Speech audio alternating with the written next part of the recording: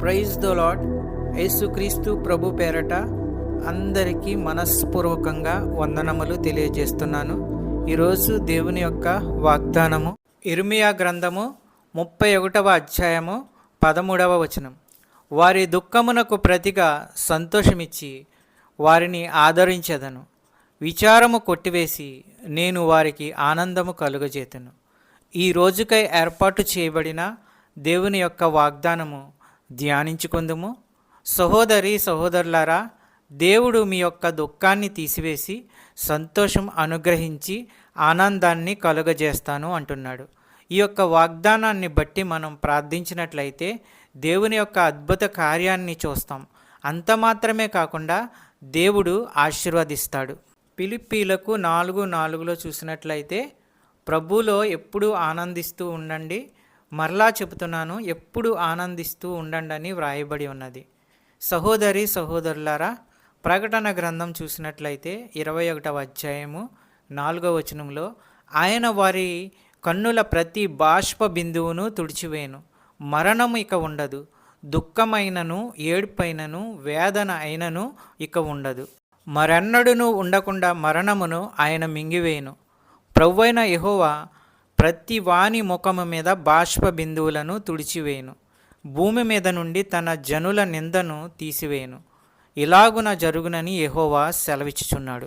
సహోదరి సహోదరుడా, మన ప్రభువారు అంటున్నారు, ఆకాశం భూమి గతిస్తాయి కానీ నా మాటలు ఎన్నటికీ గతించవని అంటున్నారు.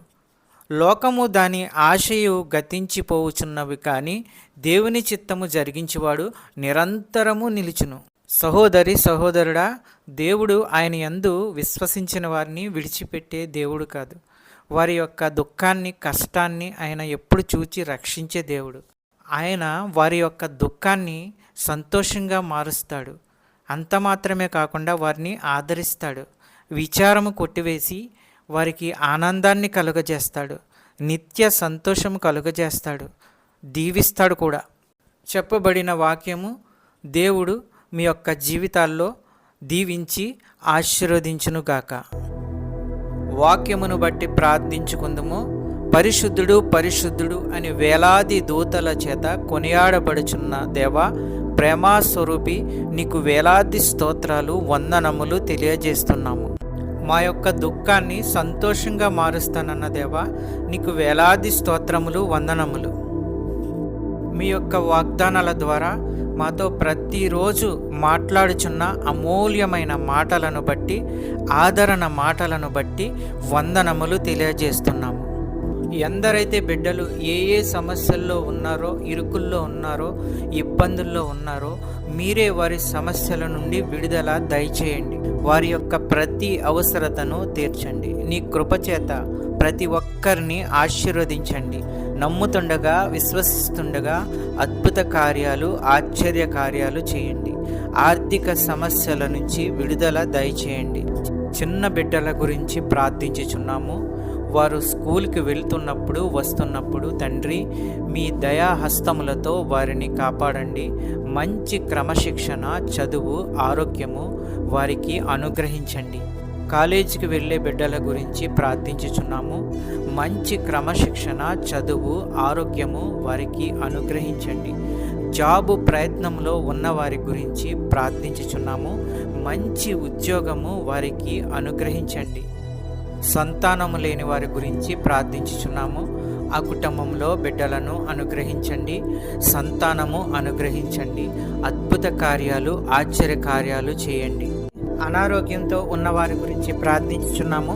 వారికి ఉన్న ప్రతి అనారోగ్యాన్ని తీసివేయండి, బాగు చేయండి, మంచి ఆరోగ్యము కలిగించండి. ప్రతి విధమైన వ్యాధులు స్వస్థపరచండి. మంచి ఆరోగ్యము అనుగ్రహించి కుటుంబాలని కాపాడండి. ఈ వాక్యం చూస్తున్న బిడ్డలందరినీ ఆశీర్వదించండి. ఈ యొక్క ప్రార్థనలో ఏకీభవించిన బిడ్డలందరినీ ఆశీర్వదించండి. కుటుంబాలను ఆశీర్వదించండి, కాపాడండి. శాంతి, సమాధానము, నెమ్మది అనుగ్రహించి అన్నిటిలో విజయము దయచేయండి. ప్రతి కుటుంబంలో ఉన్న వారి యొక్క అవసరతలను తీర్చండి. పెద్దవారిని, చిన్నవారిని ఆశీర్వదించండి, కాపాడండి, దీవించండి.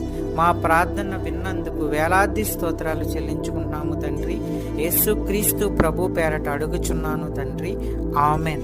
ఈ యొక్క వాక్యములు షేర్ చేయండి, సబ్స్క్రైబ్ చేయండి, లైక్ చేయండి.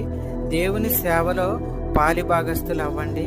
మీకు అందరికీ వందనాలు తెలియజేస్తున్నాను.